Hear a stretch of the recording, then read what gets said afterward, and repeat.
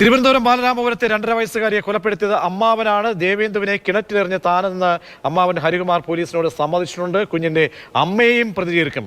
ഉറങ്ങാൻ കിടന്ന കുട്ടിയെ രാവിലെയാണ് കിണറ്റിൽ മരിച്ച നിലയിൽ കണ്ടെത്തിയത്. കുഞ്ഞിന്റെ മാതാപിതാക്കളെ വീണ്ടും പോലീസ് ചോദ്യം ചെയ്യുകയാണ്. മൊഴിയിലെ വൈരുദ്ധ്യങ്ങൾ പരിഹരിക്കാനാണ് ചോദ്യം ചെയ്യൽ. ഗോകുൽനാഥ് ബാലരാമപുരം പോലീസ് സ്റ്റേഷനിലും ചേരുന്നുണ്ട്. ഗോകുൽ, മൊഴികളിൽ തികഞ്ഞ വൈരുദ്ധ്യം ഉണ്ടാകുന്നു എന്നത് കണ്ട് അതിൽ വ്യക്തത വരുത്താൻ വേണ്ടിയാണോ മാറ്റിയിരുത്തിയും ഒപ്പമിരുത്തിയൊക്കെയുള്ള ചോദ്യം ചെയ്യൽ? എന്തൊക്കെ സംശയങ്ങൾ പോലീസ് ബാക്കിയാക്കുന്നുണ്ട്? അമ്മ കൂടി പ്രതിയാക്കപ്പെടുകയാണോ? പ്രതി ചേർക്കപ്പെടുന്ന ഒരു സാഹചര്യം ഉരുത്തിരിയുകയാണോ? പ്രതീക്ഷ, തീർച്ചയായും ഈ കേസ് ആദ്യം തൊട്ട് തന്നെ പല രീതിയിൽ തന്നെ പോലീസ് അന്വേഷണം മുൻപോട്ട് പോകുമ്പോൾ ഇരുവരെയും മാറ്റിയിരുത്തിയും അല്ലാതെ ഒറ്റയ്ക്കും ഒക്കെ ഇരുത്തിയുള്ള ചോദ്യം ചെയ്യൽ നടപടികൾ മുൻപോട്ട് പോയിക്കൊണ്ടിരിക്കുകയാണ്. ഇപ്പോൾ ഏറെക്കുറെ ഒരു 3 മണി സമയത്തോടുകൂടി അടുക്കുമ്പോഴും ഇപ്പോഴും ഈ പ്രതി ഹരികുമാറിനെ ചോദ്യം ചെയ്തുകൊണ്ടിരിക്കുകയാണ്. ഹരികുമാർ ഇടയ്ക്കിടയ്ക്ക് വാക്കുകൾ മാറ്റുന്നതായും മൊഴിയിലെ വൈരുദ്ധ്യങ്ങളുമൊക്കെ ഇപ്പോഴും ഉണ്ടാകുന്നുണ്ട് എന്നുള്ളത് വളരെ വ്യക്തമാണ്. അതേ തുടർന്ന് തന്നെയാണ് വീണ്ടും ഈ ഹരികുമാറിനെ ചോദ്യം ചെയ്യുന്നത്. ഒപ്പം ശ്രീതുവിനെയും ചോദ്യം ചെയ്തുകൊണ്ടിരിക്കുകയാണ്. ഇവരുടെയൊക്കെ മൊഴികളിൽ വൈരുദ്ധ്യങ്ങൾ ഉണ്ട്. അത് ആദ്യം തൊട്ട് തന്നെ വളരെ പ്രകടവുമാണ്. അത് ആദ്യം പോലീസിനോട് ഇവർ പറയുന്ന മൊഴികളിൽ തന്നെ ആ വൈരുദ്ധ്യം വളരെ പ്രകടമായിരുന്നു. ഇപ്പോഴും ആ ചോദ്യം ചെയ്യൽ തുടർന്നുകൊണ്ടിരിക്കുകയാണ്. എന്തായാലും ഇപ്പോൾ ഏറ്റവും നിർണായകമായിട്ടുള്ള വിവരം വരുന്നത് ഈ ശ്രീതുവിന്റെ ഫോൺ പരിശോധന സഹോദരനുമായുള്ള ചാറ്റുകളിൽ നിർണായക ചില വിവരങ്ങളുണ്ട് എന്നുള്ളതാണ്. അതെന്ത് വിവരങ്ങളാണെന്നുള്ളത് പോലീസ് ഇതുവരെയും കൈമാറിയിട്ടില്ല. എന്തായാലും ഒരു 4 മണിയോടുകൂടി തന്നെ ഇവരുടെ ഈ ചോദ്യം ചെയ്യൽ പൂർത്തീകരിച്ച് നെയ്യാറ്റിൻകര ജനറൽ ആശുപത്രിയിലേക്ക് ഇവരെ കൊണ്ടുപോകും, വൈദ്യപരിശോധനയ്ക്കായി കൊണ്ടുപോകുമെന്നുള്ളതാണ് അറിയാൻ സാധിക്കുന്നത്. പ്രധാനപ്പെട്ട കാര്യങ്ങൾ പോലീസിന് കിട്ടിയിരിക്കണം.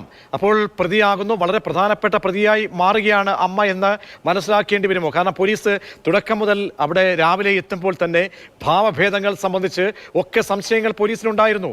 സംശയിക്കത്തക്ക രീതിയിൽ അമ്മയുടെ വാക്കുകൾ അത് പിടിവള്ളിയായി പോലീസ് അതിൽ പിടിച്ചു കയറുമ്പോൾ നിർണായക വിശദാംശങ്ങൾ അതിന് സാധൂകരിക്കുന്ന തരത്തിലുള്ള തെളിവുകൾ കൂടി അങ്ങനെയുണ്ടെങ്കിൽ പോലീസിന് ലഭ്യമാകുന്നതിൻ്റെ സൂചനയാണ് ഇപ്പോൾ നൽകാനാകുന്നത്. പ്രതീക്ഷ, തീർച്ചയായും ഈ രാവിലെ ഈ സമയത്ത് വീട്ടിലുണ്ടായിരുന്നത് ആകെ 4 പേരാണ്. കുഞ്ഞിന്റെ മുത്തശ്ശി, അച്ഛൻ, അമ്മ, അതേപോലെ തന്നെ യുവതിയുടെ സഹോദരൻ, ഇത്രയും പേരാണ് ഉണ്ടായിരുന്നത്. അപ്പോൾ കുട്ടിയെ കാണാതെ ആകുമ്പോൾ സ്വാഭാവികമായിട്ടും ഈ 4 പേരിൽ ആരെങ്കിലും എന്നുള്ള കണക്കൂട്ടൽ തന്നെയാണ് പോലീസ് ഉണ്ടായിരുന്നത്.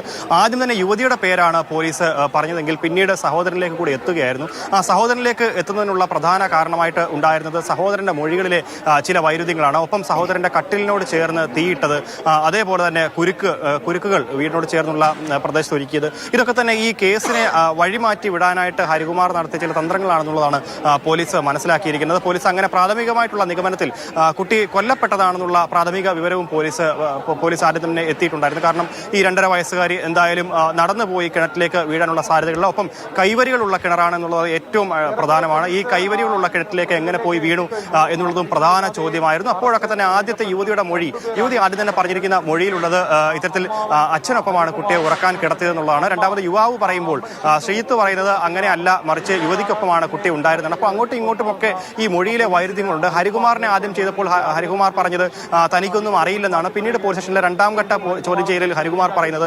താനാണ് കൊല്ലപ്പെട്ടത് ആണെങ്കിൽ തെളിയിക്കാനുള്ള ബാധ്യത പോലീസിനാണ് എന്നുള്ളതാണ്. ഏറ്റവും അവസാനമാണ്, ഒടുവിലാണ് താനാണ് കുട്ടിയെ കിണറ്റിലെറിഞ്ഞ് കൊന്നത് എന്നുള്ളതാണ് ഹരികുമാർ പറയുന്നത്. അങ്ങനെ ഉണ്ടെങ്കിൽ ഹരികുമാറിന്റെ മോട്ടീവ് എന്തായിരുന്നു എന്നുള്ളത് വളരെ അറിയേണ്ടതുണ്ട്. പോലീസ് ഇതുമായി ബന്ധപ്പെട്ട അന്വേഷണം നടത്തിക്കൊണ്ടിരിക്കുമ്പോഴും ചോദ്യം ചെയ്യൽ നടത്തുമ്പോഴും ആ മോട്ടീവിനെ പറ്റി ഇപ്പോഴും ഹരികുമാർ പറഞ്ഞിട്ടില്ല എന്നുള്ളത് തന്നെയാണ്. ഇടയ്ക്ക് ഹരികുമാർ മൊഴിയിൽ മാറ്റി പറയുകയും ചെയ്തു. അവിടുത്തെ ജനപ്രതിനിധി തന്നെ പറഞ്ഞ ഒരു കാര്യമുണ്ട്, സംശയമുണ്ടായിരുന്നു. നേരത്തെ നമ്മുടെ ചർച്ചയിൽ അദ്ദേഹം പറഞ്ഞത് തികഞ്ഞ സാമ്പത്തിക ബാധ്യത മൂലം പല കാരണങ്ങൾ കൊണ്ട് ബുദ്ധിമുട്ടുന്നു, കടക്കാർ വീടുകളിലേക്ക് വരുന്നു. അപ്പോൾ കടക്കാരൊക്കെ വീടുകളിലേക്ക് എത്തുമ്പോൾ പണം ചോദിച്ചു വരുന്നവരിൽ നിന്നും ഒഴിഞ്ഞു മാറാൻ വേണ്ടി പല ഡ്രാമകളും നേരത്തെ ഈ കുടുംബം ഈ ശ്രീതു അടക്കം കാട്ടിയിട്ടുണ്ട് എന്നാണ് അദ്ദേഹം സംശയിക്കുന്ന ഒരു കാര്യം എന്ന് പറഞ്ഞാൽ ഈ സാമ്പത്തിക ബുദ്ധിമുട്ടിൽ നിന്നും ഒഴിവാകാൻ വേണ്ടിയൊക്കെയുള്ള തന്ത്രത്തിൻ്റെ ഭാഗമായി കുഞ്ഞിനെ കൂടി കുരുതി കൊടുത്തിരിക്കാം എന്ന സംശയം അദ്ദേഹം ഉയർത്തുന്നു, കൗൺസിലർ.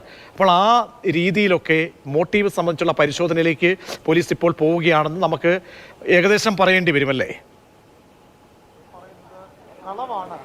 പ്രതീക്ഷ, സാമ്പത്തിക ബാധ്യതകൾ ഒരു കോണിൽ കൂടെ പോലീസ് അന്വേഷിക്കുന്നുണ്ട്. ഇതിനപ്പുറത്തേക്ക് മറ്റെന്തോ കാരണം കൂടെ ഉണ്ടാകാനുള്ള സാധ്യത പോലീസ് തള്ളിക്കളയുന്നില്ല.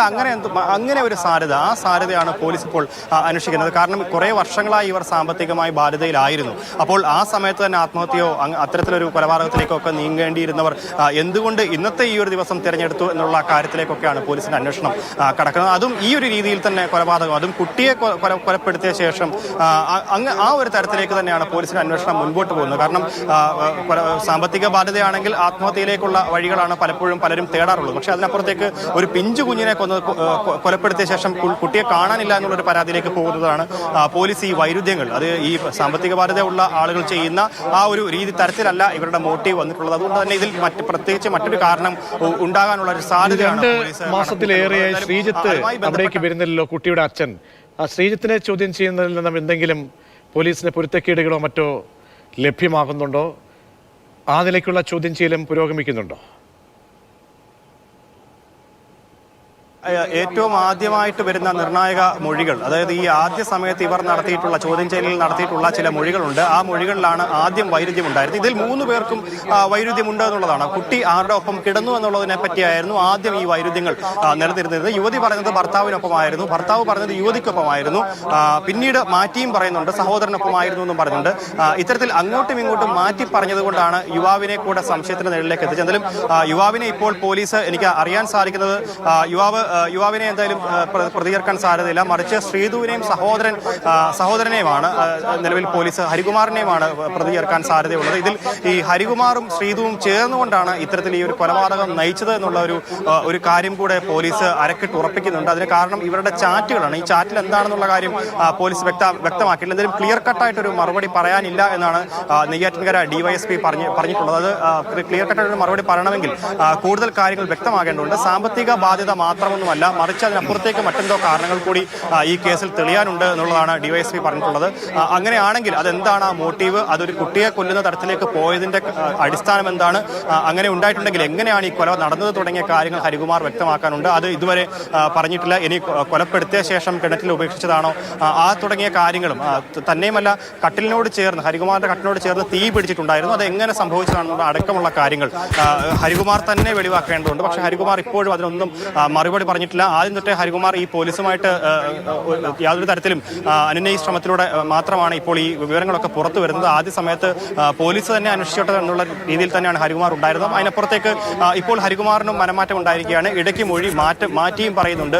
സഹോദരിയെ രക്ഷപ്പെടുത്താനുള്ള സഹോദരന്റെ ശ്രമമാണോ തുടങ്ങിയ കാര്യങ്ങൾ. ഇപ്പോൾ 4 പേരെ മാത്രമാണോ കുടുംബത്തിലുണ്ടായിരുന്ന 4, ഈ കുഞ്ഞിന്റെ അമ്മ, സഹോദരൻ, മുത്തശ്ശി, പിതാവ്, ഈ 4 പേരെ കൂടാതെ മറ്റാരെങ്കിലും അവിടുത്തെ സ്ഥലവാസികളെയോ അല്ലെങ്കിൽ ഇവരുടെ ബന്ധുക്കളെ ആരെങ്കിലും മറ്റോ വിളിച്ചു വരുത്തിയിട്ടുണ്ടോ? അവരിൽ നിന്നൊക്കെയുള്ള വിവരങ്ങൾ തേടുന്നുണ്ടോ?